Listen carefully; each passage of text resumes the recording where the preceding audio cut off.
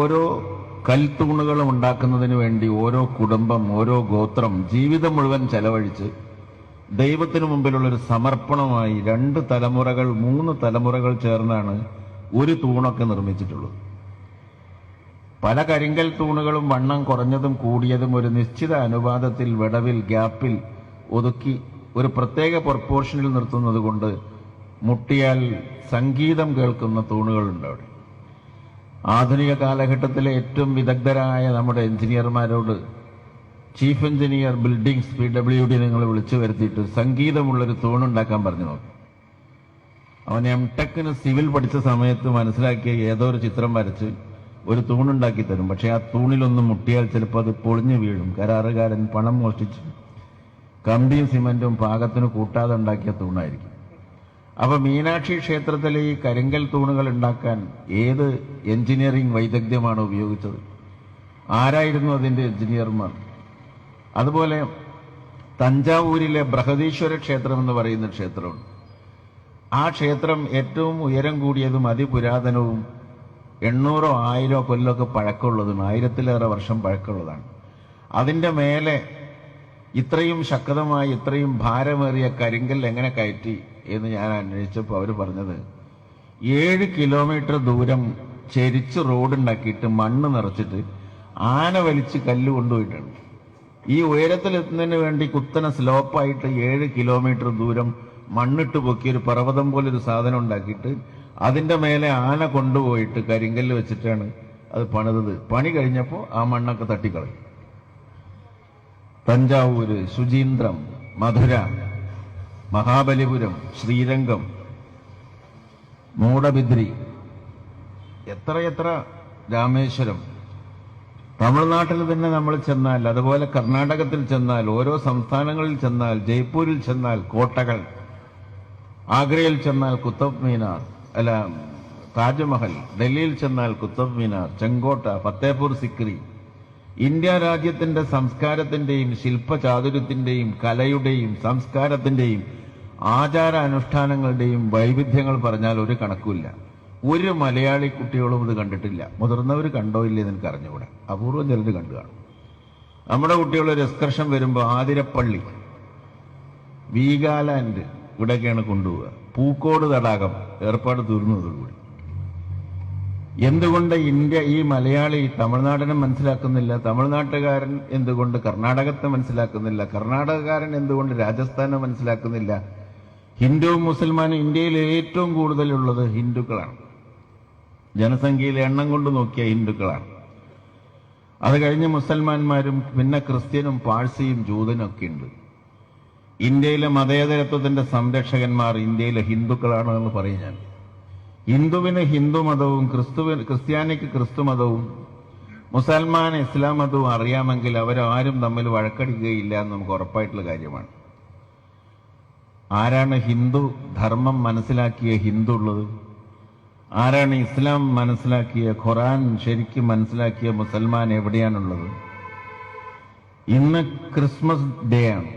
Jesus ക്രൈസ്റ്റിനെ അനുസ്മരിക്കുന്ന യേശു ക്രിസ്തുവിന്റെ ജന്മദിനം, ഈസാ നബി അലൈഹിസ്സലാമിന്റെ പിറവി നാളാണ് ഇന്ന് കരുതപ്പെടുന്നത്. അങ്ങനെയാണോ?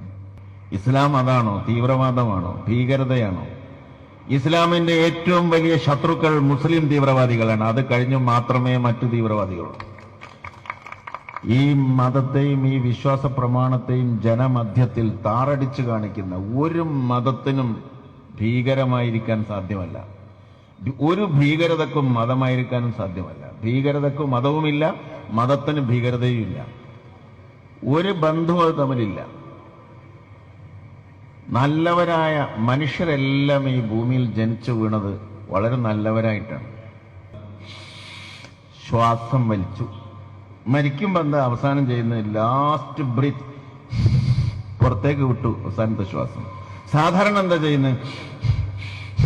ജനിക്കുക മരിക്കുക, ജനിക്കുക മരിക്കുക, ജനിക്കുക മരിക്കുക. ഈ ജനിമൃതികൾക്കിടയിലെ ഒരു സെക്കൻഡാണ് 70 വർഷമായി മാറുന്നത്.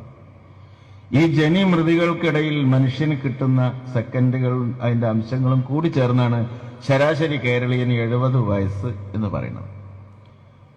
70 വയസ്സ് എന്നൊക്കെ പറഞ്ഞാൽ വലുതായിട്ട് തോന്നുമായിരിക്കും. How many days are there? in 70 years. 70 വർഷത്തിൽ എത്ര ദിവസമുണ്ട്? 25,567. 25,567 ദിവസം. അതിൽ 9,000 ദിവസം ഉറങ്ങുന്നവരാണ് നിങ്ങൾ ഞാൻ.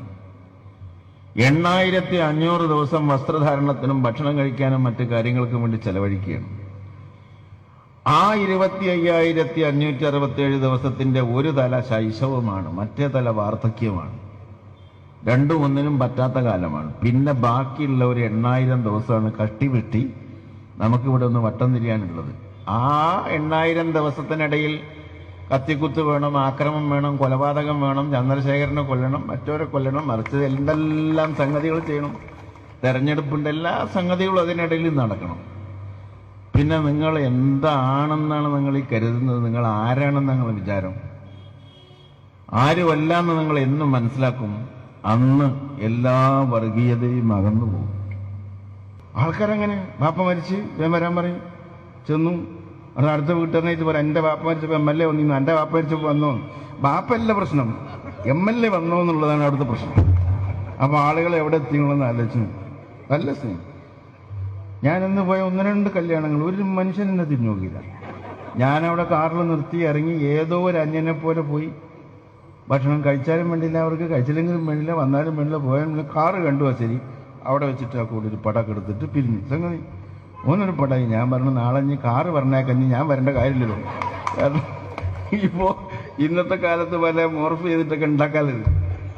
ആളുകൾക്കൊന്നും ഒരു സ്നേഹമില്ല സഹോദരന്മാരെ, ഒരു സ്നേഹമില്ല, ആർക്കും ആരോടും ഇല്ല. നിങ്ങളും വെറുതെ ചിരിക്കുക. നിങ്ങൾക്കറിയാം, നിങ്ങൾ എന്നെ എനിക്കറിയാം, നിങ്ങൾ എന്നെ ശ്രദ്ധിക്കുന്നത് പോലെ ഇരുന്ന് തരാൻ നിങ്ങൾ പഠിച്ചിട്ടുണ്ട്. അതുകൊണ്ട് ഇരിക്കുകയാണ്, വെറുതെ ഇരിക്കുകയാണ്. പക്ഷെ നിങ്ങളെ മനസ്സിലൊക്കെ വേറെ പല കാര്യങ്ങളുണ്ട്. എന്നാൽ നിങ്ങൾ ജയിച്ചു എന്ന് വിചാരിക്കണ്ട. നിങ്ങളെ മാത്രം ശ്രദ്ധിച്ചുകൊണ്ട് സംസാരിക്കുന്നത് പോലെ സംസാരിക്കാൻ ഞാനും പഠിച്ചിട്ടുണ്ട്. അതുകൊണ്ട് ദാറ്റ്സ് ആൻ അഡ്ജസ്റ്റ്മെന്റ്. ഇന്നത്തെ മനുഷ്യരൊക്കെ ഒരു അഡ്ജസ്റ്റ്മെന്റിലാണ്. സ്നേഹം എന്ന് പറഞ്ഞാൽ ആർക്കുമില്ല, വെറുതെയാണ്. അസ്സലാമു അലൈക്കും, അലൈക്കും അസ്സലാം, മാഷാ അല്ലാഹ്, ഇൻഷാ അല്ലാഹ്, ഇന്നൊക്കെ ഒരു ബന്ധവുമില്ല, ഒരു ബന്ധവുമില്ല. ആ ഹൃദയത്തിൽ അത് തൊടണേയില്ല. ഹൃദയത്തിൽ ഒരു ബന്ധവുമില്ല, യാതൊരു ബന്ധവുമില്ല. മനുഷ്യ ബന്ധങ്ങളെല്ലാം ശിഥിലമായൊരു ലോകത്താണ് ജീവിക്കുന്നത്. ഒരു ബന്ധം മനുഷ്യർ തമ്മിലില്ല, ഒരു സ്നേഹമില്ല. പിന്നല്ലേ ഹിന്ദു മുസ്ലിമും തമ്മിൽ അവനാൻ തമ്മിൽ വല്ല ബന്ധമുണ്ട് ഉണ്ടല്ലേ? മുസ്ലിങ്ങൾ തമ്മിൽ വല്ല ബന്ധമുണ്ടോ? ഈ ഇത്രയും മഹാഭൂരിപക്ഷം വരുന്ന ഹൈന്ദവരുള്ള മതേതരത്വ രാജ്യമായ ഇന്ത്യയിൽ നമ്മൾ അനുഭവിക്കുന്ന സുഖം പാകിസ്ഥാൻ എന്ന് പറയുന്ന രാജ്യത്തെ മുസൽമാന്മാർക്കില്ല. ഈ ഇന്ത്യയിലെ മുസൽമാന്മാർക്ക് ഏറ്റവും വലിയ ഭീഷണി പാകിസ്ഥാനിലെ ഭരണാധികാരികളും പാകിസ്ഥാന്റെ അതിക്രമങ്ങളും അവന്റെ ചാവേറുമാണ്. നരേന്ദ്രമോദിനൊക്കെ നമുക്ക് കൈകാര്യം ചെയ്യാം, അവനെയാണ് കൈകാര്യം ചെയ്യുക. സാറില്ല, മോഡിയൊന്നും വെറുതെ പറയേണ്ട കാര്യമില്ല. അവർക്ക് ആ പൊളിറ്റിക്സ് അത് പറയാണ്ട് ജയിക്കാൻ പറ്റില്ല. അതുകൊണ്ട് അധികാരത്തിൽ വരാൻ വേണ്ടി ബാബരി മസ്ജിദ് പൊളിച്ചു, അവിടെ ഇവിടെയൊക്കെ ചിലതൊക്കെ പറഞ്ഞിട്ടാണ് അവർ ജയിച്ചു വരുന്നത്. അതിൽ വേറെ വർഗീയതൊന്നുമില്ല. കമ്മ്യൂണിസ്റ്റലൈസേഷനാണ്, വ്യാപാരവൽക്കരണമാണ്, വർഗീയതയുടെ കമ്പോളവൽക്കരണമാണ്, മതത്തിന്റെ കമ്പോളവൽക്കരണമാണ് ഈ വർഗീയത എന്നുള്ളത് കൊണ്ട് നിങ്ങൾ വിശേഷിപ്പിക്കുന്നു. ശരിക്കുള്ള വർഗീയത അല്ലാതെ. ഞാനൊരു മുസ്ലിം ആണെന്ന് വിചാരിച്ച് ഹിന്ദുവിനെ വെച്ച് ഉറപ്പിക്കാൻ പാടില്ല എന്ന് ഒരു മുസൽമാൻ എവിടെയും വിചാരിക്കില്ല. അവൻ മുസ്ലിം ആണെങ്കിൽ വെറുതെ പറയാം. ഒരു ഹിന്ദു അങ്ങനെ വിചാരിക്കില്ല. എല്ലാ വേദങ്ങളും എല്ലാ ഉപനിഷത്തുകളും എല്ലാ ഖുർആനും എല്ലാ ഗ്രന്ഥങ്ങളും ഒരു മതസ്ഥരെ ഇകഴ്ത്താൻ പറഞ്ഞിട്ടില്ല, ആരെയും എതിർക്കാൻ പറഞ്ഞിട്ടില്ല, ആരെയും എതിർക്കാൻ പറഞ്ഞിട്ടില്ല. എല്ലാ തത്വചിന്തകളും ഇന്ത്യയിലേക്ക് കടന്നു വന്നപ്പോൾ ഇന്ത്യ അതിനെ പൂർണ്ണ മനസ്സോടെ സ്വാഗതം ചെയ്തിട്ടുള്ളൂ. യാതൊന്നും ഒരു ഇന്ത്യയിൽ ഒരാളും വരണ്ടെന്ന് പറഞ്ഞിട്ടില്ല. അങ്ങനെയുള്ള ഈ മഹത്തായ ഇന്ത്യ, നമ്മുടെ രാജ്യമായ ഇന്ത്യ, മതേതരത്വത്തിന്റെയും സ്നേഹത്തിന്റെയും സന്തോഷത്തിന്റെയും ഉറവിടമായി തീരാൻ ഗർ വാപ്പസി എന്ന് പറഞ്ഞാൽ ആക്ച്വലി ദാറ്റ് ഈസ് ഗർ വാപ്പസി.